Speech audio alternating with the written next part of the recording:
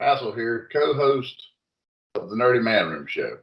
We proudly present to you Man Room Shorts. Your discretion is advised. Well, now also, I don't know if you guys have ever discussed it amongst yourselves. I think Hassel, you and I have. We've had a lot of discussions here at the Zone about the fundamental differences between Marvel and DC.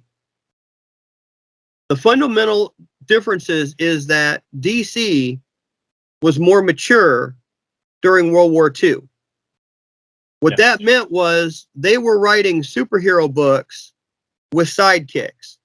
Now, why did they do that? Why is Robin dressed in red and yellow and bright green and flashy and Batman was not? It was so that that youngster who was reading that book could have a father figure that was going to protect him, and he knew where he was in the story because his dad wasn't coming home. So it gave him somebody to relate to. It gave him that figure that he could bond with, and they went with it. Now, when you go a little bit further, what else is in that time period was all about aliens. So when you stop and take a look, that's why DC has sidekicks and a ton more aliens than Marvel did. When Stan came up and decided that he was going to make it the Marvel way, it was about empowering teenagers. It was the 60s. It was nuclear power and discrimination.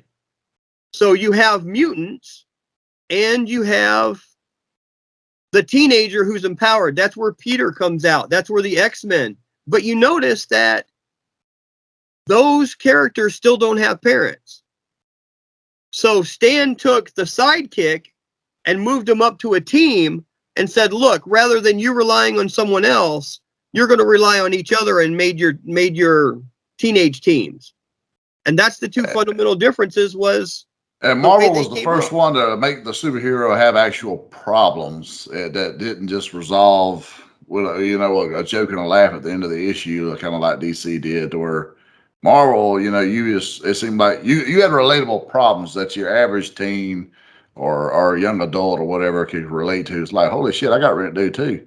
Poor Spider-Man can't afford his web fluid because he's had to scramble around for, tuition books or something, And take a look at the 60s and the 70s in America at the time. That's what it was about, was problems.